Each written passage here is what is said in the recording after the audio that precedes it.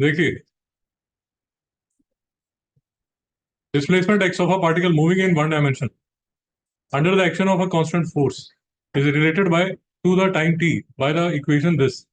बहुत ज्यादा इंग्लिश, बहुत ज्यादा इंग्लिश, चिंता मत कीजिए। फंक्शन देखिए, t is equal to root x plus three, algebraic function है, इजी फंक्शन है, गाड़ी चल रही है, ठीक है। Where x is in meters and t is in seconds. Find the displacement of the particle when its velocity is zero. ठीक है, डिस्प्लेसमेंट x बताइए जब वेलोसिटी जो है वो जीरो है। थोड़ा आराम से मेरी बात समझिए। एक बेसिक, जब हम मैथ्स करते हैं, एक मैथ्स का बहुत बेसिक मतलब अलजेब्रा का बड़ा बेसिक सी चीज है, वो ये है कि ये एक्स है, ये वाई है। जो वाई है वो डिपेंडेंट है किस पे, एक्स पे। तो एक्स जो है वो इंडिपेंडेंट है। नहीं समझ में आ रही मेरी बात? भाई जैसे जैसे एक्स वेरी करेगा। X is the first dimension and Y is the second. ना भाई, मैं डायमेंशन की बात नहीं कर रहा, मैं बड़ी सिंपल सी बात कर रहा हूँ। बिल्कुल ध्यान से सुनना, बिल्कुल ध्यान से सुनना। यहाँ डायमेंशन की बात नहीं हो रही, यहाँ कुछ और बात हो रही। लेट अस से कि you are running a shop. अब शॉप में लेट अस से कि तेरा जो यू आर रनिंग अ, ऐसे कर लेते हैं, आइसक्रीम शॉप, आइसक्रीम शॉप। अब तेरी जो सेल्स है Anuj, it is a function of, Season. Is a function of, oh, logical reasoning. Ice cream shop. अच्छा Nakul, closest festival. Festival, closest क्या हो सकता है? Is a function of temperature. नहीं समझ में आया? भाई जितना ज्यादा टेम्परेचर होगा उतनी ज्यादा सेल्स होगी। नहीं समझ में आया? भाई गर्मियों में ज्यादा ही होगी ना, आइसक्रीम शॉप है। नहीं समझ में आया? समझ आ गया ना? तो टेम्परेचर जो है क्या वो आप कंट्रोल कर सकते हैं? नहीं, तो वो इंडिपेंडेंट है। बट आपकी जो सेल्स है that is a function of temperature. नहीं समझ में आया? तो सेल्स जो है वो क्या है, वो डिपेंडेंट है, और टेम्परेचर जो है वो इंडिपेंडेंट है। नहीं समझ में आया? ये डायमेंशन वाला नहीं है अनुज, तभी क्या नहीं समझ में आया? भाई ये डाउट है, डिपेंडेंट और इंडिपेंडेंट। हाँ बोली। ग्राफ हम सो सेल्स नीचे टेम्परेचर ऊपर कर सकते हैं, बट देखो गलत होगा. और यार मैं ये कह रहा हूँ, मैं आपको ये कहने की कोशिश कर रहा हूँ कि आपको क्या डिपेंडेंट और इंडिपेंडेंट फंक्शन में डिफरेंस समझ आया?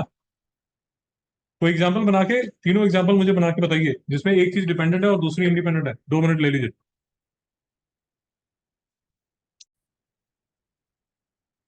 सो फॉर एग्जांपल मिस्टर नकुल कह रहे हैं कि number of students that a school can gather और location of school. So for example location जितनी प्राइम है, जितनी अच्छी लोकेशन है, नंबर ऑफ स्टूडेंट्स उतने अच्छे होंगे।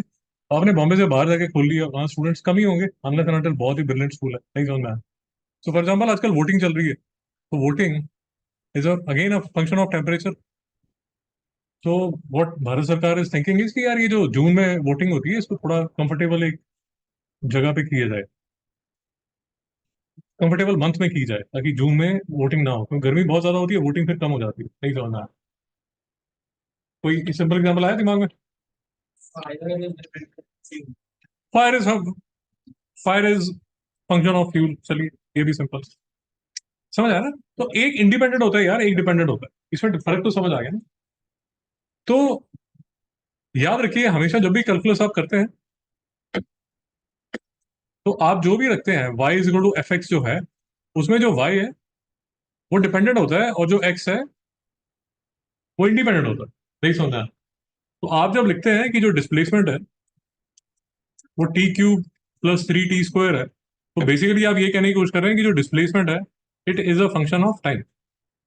तो आप जब ग्राफ प्लॉट करेंगे तो ये एस होगा और ये टी होगा। भाइयों ये समझ आया नहीं आया? क्योंकि नेक्स्ट आपको कर्व्स करने, ग्राफ्स करने। नहीं समझ में आया? तो याद रखिए डिपेंडेंट और इंडिपेंडेंट कौन कौन है। यहाँ तो कोई डाउट है? भाई जी भी कोई डाउट है? चल बोल। एस इंडिपेंडेंट होगा, नहीं सोचो टाइम इंडिपेंडेंट। अब इस क्वेश्चन को फिर से देखिए। अब इस क्वेश्चन में शायद आपको कुछ समझ आएगी, कुछ टेढ़ा है। अनुज भाई, समझ आए क्या टेढ़ा? तो बेसिकली डिस्प्लेसमेंट का इक्वेशन क्या करगा आपको टाइम का एक्सप्रेशन। बहुत बढ़िया। आपको जो x है, you want x to be a function of t, you don't want t to be a function of x। नहीं समझ में आया? थोड़ा सा उल्टा है भाई, वो डाउट है तो इसको थोड़ा सेट करना पड़ेगा। नहीं समझ में आया? सेट कैसे कर सकते हैं? t minus three is equal to root x. X जो है वो t माइनस थ्री स्क्वायर। नहीं समझ में आया? तो x क्या हो गया? T square plus nine minus sixty. अब ये सेट फंक्शन हो गया। नहीं समझ में आया? भाई वो डाउट है पक्का? मैं अब ज्यादा बोलना नहीं चाहता, बट मैं फिर से एक बार थोड़ा सा आपको थोड़ा सा हिंट दे देता हूँ।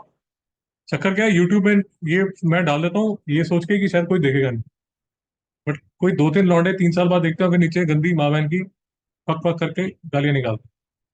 मैं आपको एक चीज समझा देता हूँ इससे पहले कि कोई बुरा कमेंट आए। जो एक्स है वो नेगेटिव नहीं हो सकता।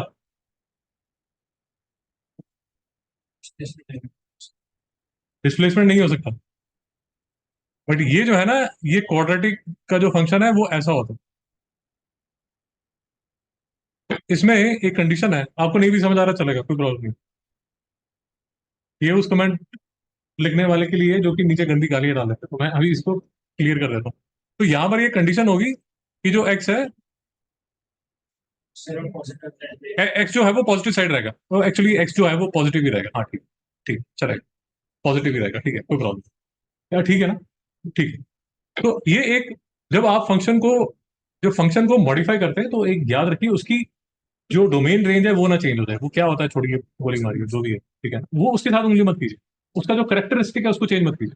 उसका एक बार चेक कर लीजिए, यहाँ ठीक है, कोई प्रॉब्लम नहीं, यहाँ तक ठीक है। ओके, तो ठीक है। तो वेलोसिटी फंक्शन जो है वो 2t-6 है। आपकी जो वेलोसिटी है वो 0 है, तो t इज इक्वल टू 3 है। अब t इज इक्वल टू 3 पे जो डिस्प्लेसमेंट है वो क्या होगी? x is equal to 9 + 9 minus 18 is equal to 0। तो t इज इक्वल टू 3 पे, मतलब 3 सेकंड पे जो पार्टिकल है वो घर वापस आ जाएगा। वो घर वापसी पे हो। नहीं समझ में आया? चेक कर लीजिए। t इज इक्वल टू 3 पे डिस्प्लेसमेंट 0 है, +3, बिल्कुल ठीक है। भाई नकुल समझ आ रहा है या ऐसे ही ब्लर में जा रहा है सब कुछ सामने का? डाउट है ज्यादा? 2 मिनट, 2 मिनट स्पष्ट हो गया था? नहीं बस छोड़ दीजिए।